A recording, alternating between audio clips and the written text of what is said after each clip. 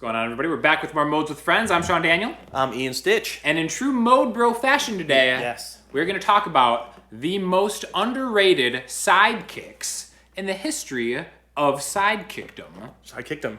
And on three, we're going to say who our favorite sidekick is. Easy. 1, 2, 3. Primrose Evergreen from the Hunger Games. What did you say? Primrose Evergreen from the Hunger Games. I said Bruce Lee from the Green Hornet as Kato. That's what we're going to say, right? Yeah. Shame. This is a look of shame right here. Can we do that one? No, we can't really. It's one that's just rolling. Yeah. Anyways, so sidekicks, right? What's the job of a sidekick, Ian? To be there for the main character. Exactly. To support. Yeah. Kind of sounds like what a mode bro would do. Support, musical support. What's another word for that? Mode bro.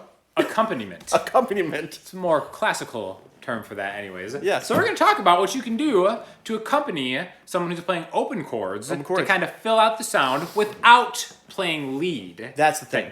Especially in like a singer-songwriter thing, maybe somebody's singing, you don't want to play lead all over whatever they're doing. Right. But at the same time, if they're just playing open chords, you're just going to double up what they're doing. Right. And so many scenarios where I've been over a friend's house and they're writing a song and they want you to play along, but you don't want to play the same chords and you don't do a lead. So the word accompaniment is great. You want to sneak in there almost as if you're not there and let the song shine, but just provide some sort of support. Like Kato.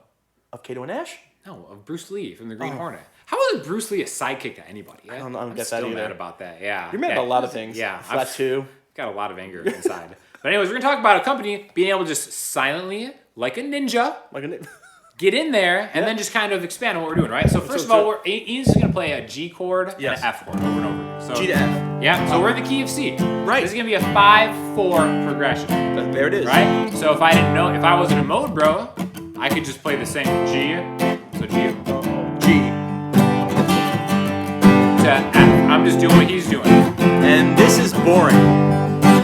It's like I'm used to why am I even here? Right? Yeah. One guitar can do that, right? It's true. So I'm going to use my knowledge of the modes to kind of create little pieces of chords, chord voicings, however you want to look at it, to accompany my man here with the open chords, right? So we're going to start off with G. In the key of C, G is the fifth note, which means it's the fifth mode, Mixolydian. Mixolydian. Right? So we've done the Mixolydian shape before. Like if we do it on this G, the third fret of the E string, we've got 3, 5, 2, 3, 5, 2, 3, 5. It's got that flat 7, right? It does.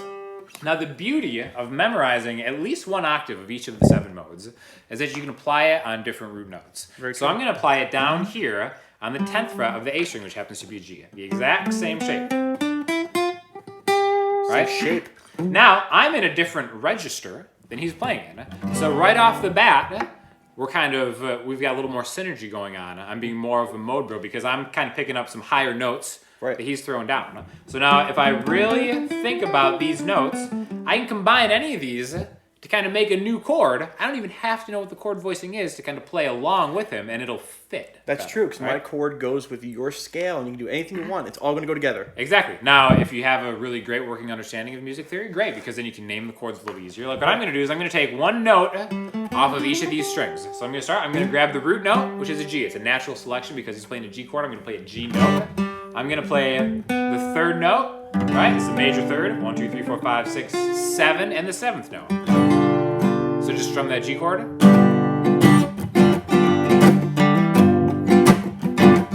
I'm kind of extending what he's doing. Now, this is technically a root, a major third, and a flat 7, which is like a G dominant 7 voicing. Right. I'm implying the 5th, right? Yeah. I don't have to do that. I can switch, right? So maybe I'll just start swapping out at random some of these other notes on the D string.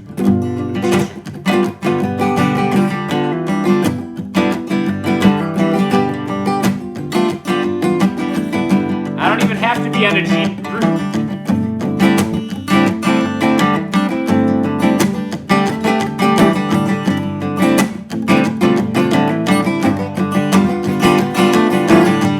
Right? All I was doing is I don't even know what all those chords were. That was great, Primrose. Right? Primrose, really? As a sidekick? Primrose is even... So we Googled great sidekicks before this, and Primrose came up as a sidekick. 37th Maybe one. like in the books. Maybe she has a bigger role. I don't know. I don't think Primrose is a good sidekick at all. Yeah, we were arguing about Honestly, this. one of the worst sidekicks. Or the best. I digress. So, right, Right? I can combine any of these notes, right? It doesn't have to be a G. I can start with an A, and then look at this. This is actually a minor chord voicing. Yeah. All of a sudden, I just stumbled upon an A minor. I'm not even thinking that way. Yeah, and that was actually sounded really good because they still go together. Exactly. And it was such a different like sound. But especially different register. Like if he plays a G major and I play A minor in the same. They're Whatever. competing. I mean, technically, they're competing. musically, yeah, exactly. Fighting over, right? They're Right. competing like different districts compete. That was my Hunger Games reference. Oh, You got it, never I got even it. seen the I got Hunger it. Games, have you? Oh, is that what that And is? Yeah. That was awful. All right, Right? So I'm playing an A minor, Yep. but because I'm doing it in a different register in a modal shape, it sounds awesome. I'm extending what he's doing. Yes. So now we're going to take this one step further. I'm going to do another thing. He's going to go to an F, which is the 4 chord. Yep. Which modally, we're thinking of 1, 2, 3, 4. We're in Lydian, right? So Four. C, that's F, C, D, E, F. I'm going to start right here. I know that my F Lydian shape is, if I start on the F on the A string, Ooh. our favorite mode, Favorite mode. right? Lydian. So I'm just going to make some shapes out of this shape right here. Right? I can start here. I can maybe add major third Ooh. right here. This is the Nice. F major 7 chord. I don't even have to think of that way. Play the F chord. That's by itself. In comes Cato.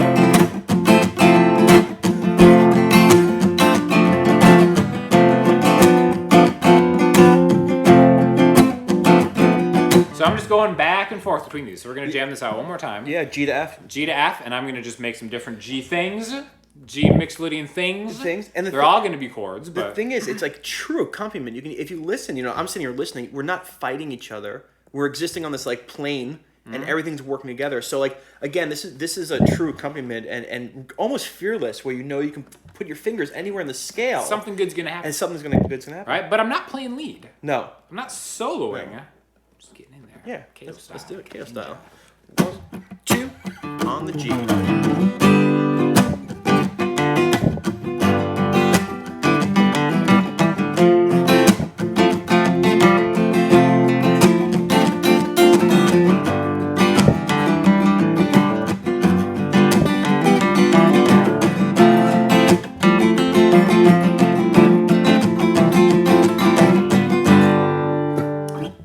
So just a couple ideas. Now you can use this with any mode. I just picked the 4th and 5th ones because Yeah. they're solid. You can do this Sounds with good. minor modes. You can do this with Locrian if you want. Yeah. Which Try we it. try it. See how See it what comes happens. out. Yeah, right? Yeah, I guess the point is like we've done these Mode Bro series, the Modes with Friends series, and if you know what you're doing, just like Sean said, you can pick the notes from any scale, and you can play along with the person playing the chords, and it will totally go together. I guess we're just here to help you put those pieces together because they're all the same. Because it is about pieces too. And I think I really think learning one octave of each shape first. Yeah. That's the way I kind of did it, and I feel like that helped me a lot. Yeah, it helps you find the notes that are I special. think learning through, like if you're gonna learn mixed Lydian, you learn it all the way through.